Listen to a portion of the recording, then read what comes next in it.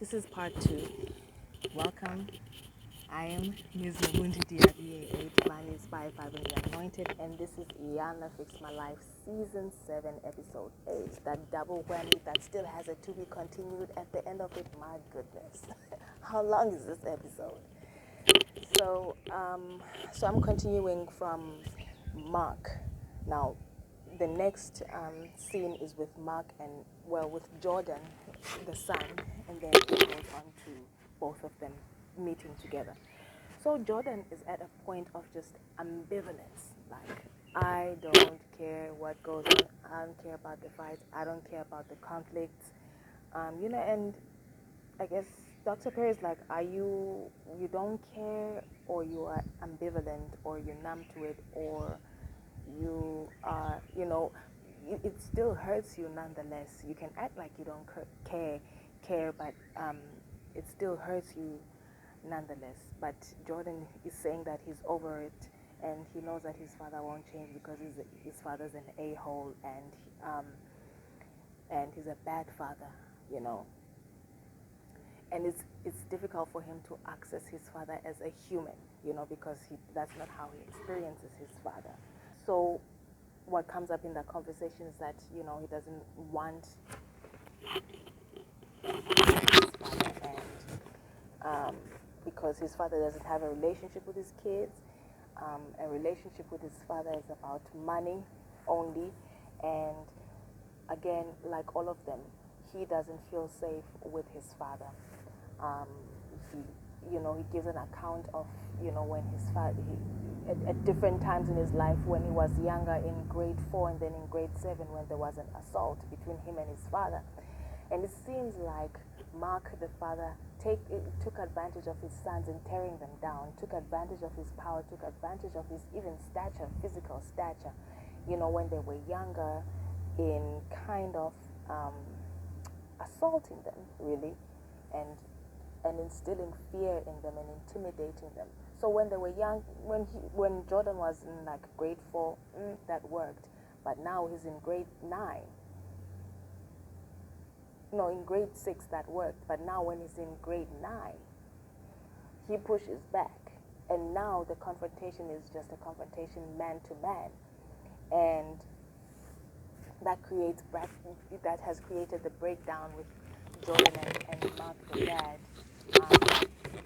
Because again, the dad is in breakdown, and he is just bleeding his breakdown and the traumas of his own past over to his children, because he hasn't healed, probably because he hasn't forgiven his own father for not being there for him, and therefore him having to grow up as a fatherless, son, and having to figure out for himself what being a man is, and everything is figured out for himself. Being a man is, okay, you get yourself together financially, you control, you bully, you overbear, and everyone has to listen to you. And then you go online and you create videos about how you provide, and how anybody who's going to be involved with your daughters should do exactly what you did for your daughters, except you're not counting the part where you are a father whom nobody feels safe with. You're not counting the part where you are a bully. You're not counting the part that you are a husband whom your wife doesn't feel safe with you. You're not counting the part where you're overbearing. You're not counting the part where you're calling your daughters bitches and hoes. You're not counting the part where, the negative patterns of this picture that you create online. Again, I think, Jordan's gripe with his dad is that he has no time, and tries to replace. He has no time because he's always working, trying to make this money to provide, and so tries to replace all that he misses out, all that provides for a holistic relationship with money. And this is what happens to most parents who grew up in poverty, is that, they think that providing what they didn't have is it. And it's it to some extent, but there's balance, there's a holistic approach to everything, where yes, you do better than the previous generation. Maybe you came from poverty, now you can provide for your children, but still spend time with your children, because ultimately they want you as much as they need to be provided for, and they don't know better that they need to be provided for, and that you can't play with them all day. but create a balance that then that part of them that's longing for their daddy and for their parent is also quenched, and that they get to have that time with their parent. And just even with the meeting with the mother as well as with the father, you know, what comes out is that both of them, Jamel and Mark, are really in breakdown within themselves and with themselves. And so their breakdown within and with themselves is projected over onto their children and trickles over onto their children. And their children come into the Iyanla show fighting each other, like ready to brawl. Okay? So, ooh, let's go to the next scene. That's all I have to say about that. Again, it's just that what you don't heal, you pass on. What you deny is there and therefore don't heal, you pass on. What you don't mend, what you don't forgive, it passes on until you forgive. You carry with you and bleed all over everybody. Whether it's trauma, whether it's a past that was dark, whether it's whatever that happened to you when in your formative years, if you don't make peace with it, if you don't heal from those broken pieces, make peace from those broken pieces, you carry it with you into every interaction, into every relationship that you have, and you just bleed that all over everyone. And the point, I think, of this entire show is to illustrate that healing application that one can put on, that one can follow in order to set themselves free. Iyanla meets with the daughters again for tea this time around. This is after they initially almost had a brawl with each other initially.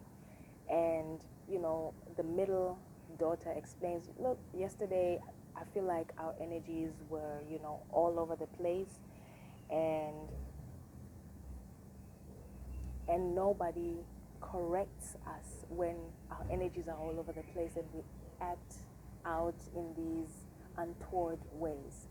And, you know, one of the tweenies says, yeah, correction is not a thing in our family. Like, she's in her entire 33 years, she's never seen correction. So that's indicative of if there's no correction when there's inappropriate or bad behavior, that means that's indicative in the family that there is no accountability for bad behavior, and nobody corrects bad behavior, and then it gets swept under the rug. But how much bad behavior is going to be swept under the rug? It's eventually going to create a heap under the rug. It's going to compound, and then explode. You know, they all agree that they have a father, but they don't have a relationship with him, and they're scared to death of their father because of a lot of the destruction that he's caused and how he's taken no accountability for it, and no one's been able to hold him accountable for it because guess what? He's the breadwinner. And let me say this about this. This happens a lot in a lot of families where the breadwinner or the person who earns a lot of money behaves in a toxic manner, behaves in very badly, behaves in very untoward ways, behaves in very in ways that are unacceptable. But because they're the hand that feeds everybody or a lot of people, and a lot of people depend on this hand, no one calls this person into account for their bad, toxic, bully, overbearing behavior, because what are we going to do if we're going to get cut off? Because that's how those people are. They typically, those kind of people, that they know that everyone depends on me for this money that I earn. And so I can act however I want to act. And no one is going to call me out and hold me accountable for my bad behavior. And should they do it, then I cut off their lifeline. I cut off their bread. I cut off whatever it is that I'm providing for them, that they are depending on me to provide for them. It's manipulation. It is it's one of the highest orders of manipulation. It's at its best. It's manipulation. It's intimidation at its best. It's manipulation at its best. And I don't like that. I've seen that so many times happen in families where the person who has money is out their mind, out the ballpark, crazy, toxic, behaving badly, and people are acting like they don't see the elephant in a tutu twirling in the middle of the room. You know what I mean? They get given an assignment to each of the sisters to write a letter to the dad, and he gives them a whole pass in their letters to say exactly what they want to say to their dad, you know. So that's where it ends in that meeting at the tea with the girls.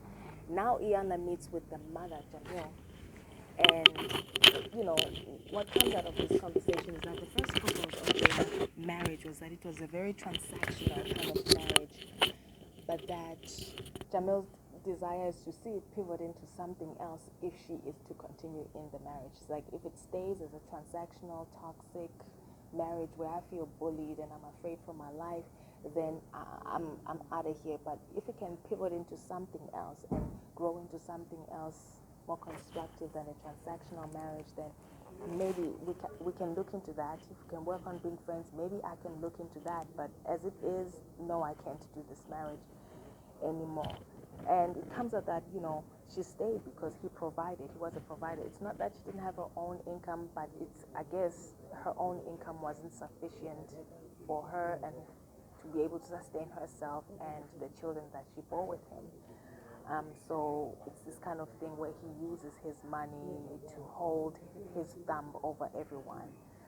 And then Iyanla, it's in this conversation that Iyanla asks Jamel, the wife, look, are you an abused woman? You know? And the wife confesses that, yeah, I mean, emotionally, psychologically, yeah, I am abused, you know, because of the transactional nature of the relationship.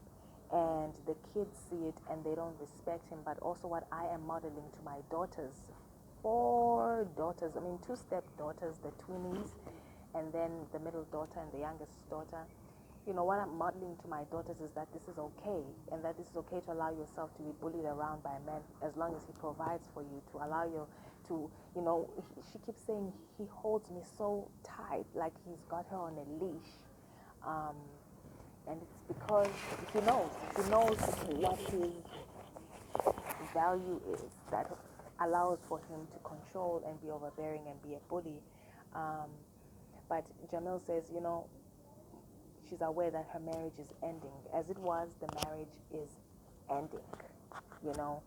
And I think it's just quite sad when you have this kind of scenario where you have, you know, a person who prides themselves on being able to provide for their own family, but actually uses it to intimidate and manipulate everyone into line and into doing things his way, and manipulate and intimidate everyone into living life according to Mark, you know. And if you don't, then it's an issue and you're out of here. You're going to your grandma's place or you're going to your auntie's place. I'm kicking you out. Prime example, you know. And of just, it's just, you have to watch who you're with, you're in a relationship with, particularly if you're dependent on them financially. And I mean, it just had me thinking about a lot of these ladies who were in relationships with these basketball players or athletes. You know that these ladies came into any money because they were dating these athletes, and these athletes were cheating and doing whatever they wanted because they knew that they were the breadwinner and that they were the ones taking out a stack of cash and handing it to these women, and that these women were staying and allowing themselves to be disrespected and be treated however, because the money trail is the money trail. Just to go back to, you know, the relationship with the son and the dad, you know, I think Justin, the son, just wants dad to recognize that money isn't everything, and that he as a son wanted activities and wanted time with his dad, his presence and not his money. And that in giving all this money, in the midst of giving all this money, he did exactly what was done to him. This father, Mark, did exactly what was done to him, that he's also not giving tools for his son to come into manhood. He's not being a good model for his son to be a man. beyond, oh, okay, be able to provide for yourself. I don't think men, so anything is to be a provider. I think, everyone works and everyone contributes. But at this point, Justin is kind of doing the same thing. He's dissociating. Even though his father is present, he's dissociating from his father, and he is getting ready to figure out manhood for himself, very same way that his father had to do, because he had an absent father, physically and emotionally. Whereas in this time around, Jordan has an absent father emotionally, but the father's there physically. So, and I think what would break, obviously, in any healing process, what breaks that is forgiveness. What breaks it is, healing, letting go. And once you forgive it, then you can say, I'm going to plan to do it better than you did. But if you still hold some kind of resentment, some kind of bitterness around it, then the very same thing that you say you want to heal, you won't be able to eradicate. That very same pattern that you say you want to break, you won't be able to break, because you're moving from a place of resentment, you're moving from a place of bitterness, and you're not moving from a place of healed from the broken pieces that were passed down to you, and therefore caused you to have broken pieces as well. Let me move on to part 3. And in this part 3, I will focus on the couple. See you just now.